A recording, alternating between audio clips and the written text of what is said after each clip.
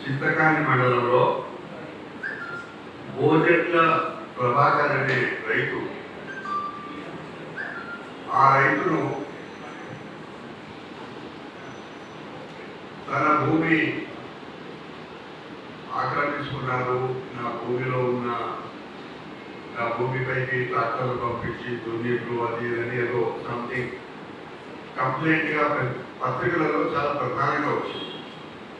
పత్రికలలో వచ్చిన వార్తల ప్రకారంగా, టీవీలో వచ్చిన వార్తల ప్రకారంగా అతను లైవ్లో మొత్తం తన ఉపన్యాసం అంతా ఇచ్చి చెప్పాల్సిందంతా చెప్పి విషయం తాగుతుందా అనే పద్ధతిలో వచ్చినప్పుడు చివరిగా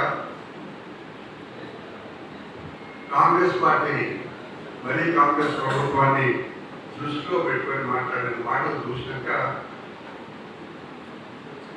కిసాన్ కాంగ్రెస్ స్థానికంగా ఉండేవాళ్ళు కాంగ్రెస్ పార్టీ కానీ లేకపోతే కలెక్టర్లు కానీ ఎంక్వైరీ చేసినప్పుడు ఈ ప్రభాకర్ అనేతడు ఒరిజినల్గా టీఆర్ఎస్ పార్టీకి సంబంధించిన కార్యకర్త. ఈయనని అక్కడ ఉండే నాయకులు పెద్ద నాయకుల ప్రోత్సాహంతో ఒక రిహార్సల్ చేసి ఆ ప్రభాకర్ గారికి నీవు ఈ విధంగా దీన్ని వీడియోలో పెట్టు అని 1-2 సార్లు ఆయనకు ట్రైనింగ్ ఇచ్చి మరి విషయం తాగడానికి ఇది కొద్దిగానే ఉంది, ఏం కాదు, నీ ప్రాణమైపోదు అనే పద్ధతిలో ఆయనని ప్రోత్సహించి పాపం ఆయన వీళ్ళ మాటలు నమ్మి ఆ ఉన్న విషయం తాగితే చనిపోయింది. ఇది మేము చాలా సీరియస్గా తీసుకుంటున్నాం.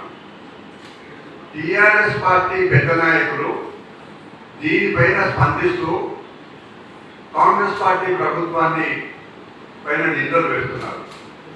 మేము సూటిగా అడుగుతున్నాం, మీరు ప్రతిపక్షానికి వచ్చిన తర్వాత మీరు చేసిన నిర్వాకాన్ని కప్పిపుచ్చుకోవడానికి, ప్రభుత్వాన్ని అప్రతిష్ట పాలు చేయడానికి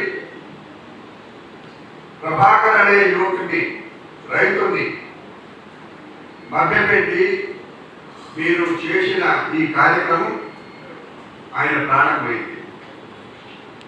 దీని విషయంలో మేము చాలా జాగ్రత్తగా ఆలోచన చేసిన తర్వాత వీడియోలు కానీ పేపర్లు కానీ చూసి కిసాన్ కాంగ్రెస్ వాళ్ళ కుటుంబంతో వాళ్ళతో అధికారులతో మాట్లాడిన తర్వాత వచ్చిన సమాచారం ప్రకారంగా టీఆర్ఎస్ పార్టీ నాయకులు దీని వెనకాల ఉండి అతన్ని ప్రోత్సహించిన మాట వాస్తవం. ఇదే విధంగా తెలంగాణ ఉద్యమంలో ఇదే టీఆర్ఎస్ నాయకులు ఎంతో మంది యువకులు విద్యార్థులు వాళ్ళ ప్రాణాలు కూడా ఇదే విధంగా నాటకాలు ఆడి ఇదే విధంగా ప్రోత్సహించి ఎంతో మంది ప్రాణాలు